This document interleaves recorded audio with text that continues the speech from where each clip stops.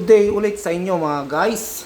Ngayon ay mag-unbox na naman tayo ng isang parcel na na-receive natin mula sa Shopee. So, ito ay projector ulit.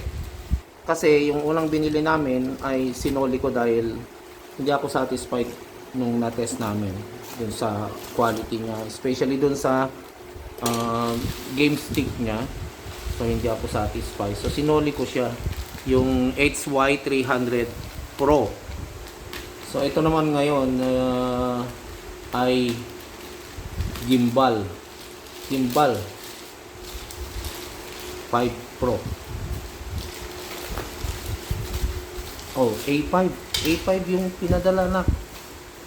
So ito siya, X-Godi model gimbal A5. Iba yung pinadala. Iba yung pinadala niya, mas ano siya, mas upgraded siya. So guys, saglit lang at mahirap mag-unbox ng yan. So wala, hindi siya naka-bubble wrap pero halatang bago naman yung cartoon niya guys. So ito, titingnan natin kung ano yung itsura ng gimbal, kung ano yung pagkakaiba nila dun sa HY300 Pro.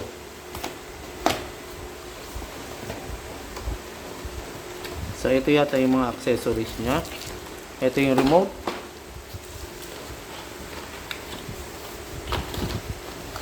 ito yung power adapter nya, ito yung HDMI guys, mahaba pati siya. Okay. Ito yung kanyang instruction or manual. Ito yung kanyang cotton buds. Bakit may cotton buds? Yan. May cotton buds. Cotton buds yan. Panlinis ng tinga. Cotton buds siya. Ewan ko kung anong gamit ng cotton buds. And then ito yung benefit daw. Benefit card. Yan. So wala na sa loob niyan. So ito yung unit mga guys.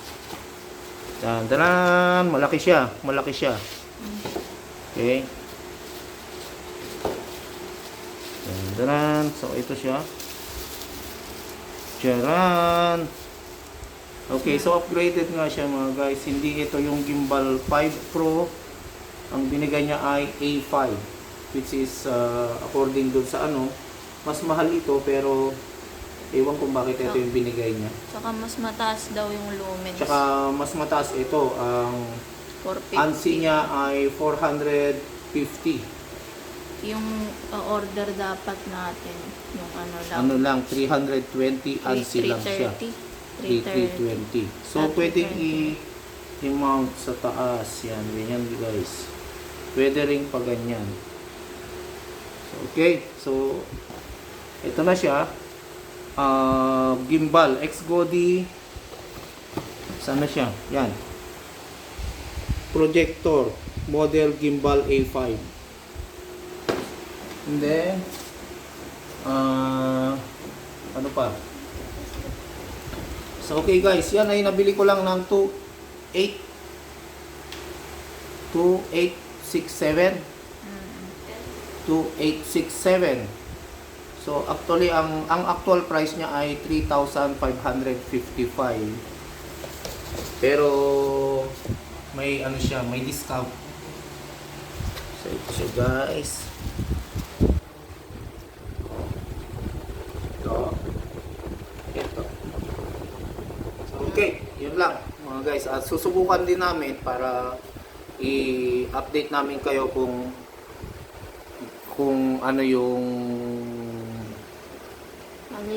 quality niya, Okay guys, thank you. Bye bye.